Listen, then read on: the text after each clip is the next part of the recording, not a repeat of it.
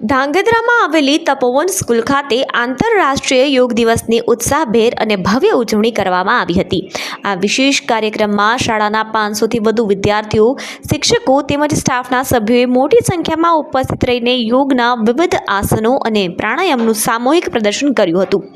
કાર્યક્રમની શરૂઆતમાં વિદ્યાર્થીઓને યોગ દ્વારા શારીરિક, માનસિક અને આધ્યાત્મિક સ્વાસ્થ્ય જાળવવાના ફાયદાઓ વિશે માહિતગાર કરવામાં આવ્યા હતા।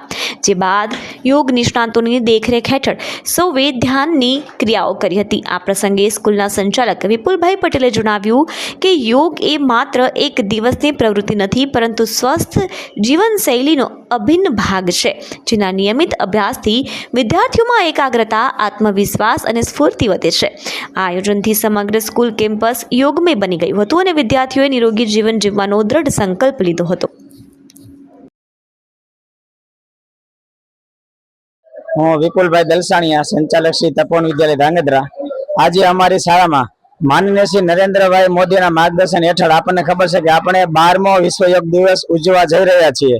આમ જોઈએ તો છેલ્લા ઘણા વર્ષોથી માનનીય શ્રી નરેન્દ્રભાઈ મોદી સાહેબના નેતૃત્વ હેઠળ બાળકો, યુવાનો અને વડીલો માટે એના સ્વાસ્થ્યની ચિંતા કરીને આપણને એક નવો જ રસ્તો આપ્યો છે, અને તે એટલે વિશ્વ યોગ દિવસ, જે આજે આખું વિશ્વ તેના તરફ વળ્યું છે।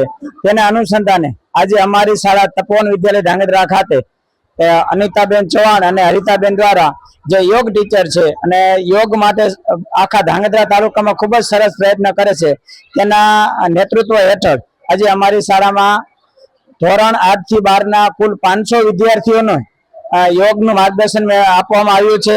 અને દરેક વિદ્યાર્થીઓને આજે યોગનું શું મહત્વ છે અને આપણા રોજિંદા જીવનમાં ખરેખર યોગ ખૂબ જ મહત્વનો રોલ ભજવે છે તે સમજાવવા માટે અને એના જીવનમાં વણાઈ જાય તેના અનુસંધાને આજે અમારી શાળામાં વિશ્વ યોગ દિનના અંતર્ગત એક સરસ મજાનો યોગનો કાર્યક્રમ રાખ્યો હતો।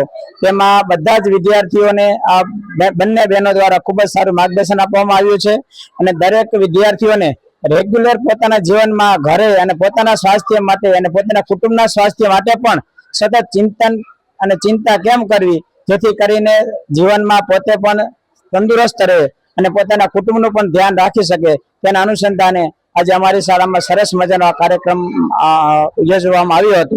તે કાર્યક્રમમાં અમારી શાળાના તમામ સ્ટાફ મિત્રો અને તમામ વિદ્યાર્થીઓએ ભાગ લીધો હતો।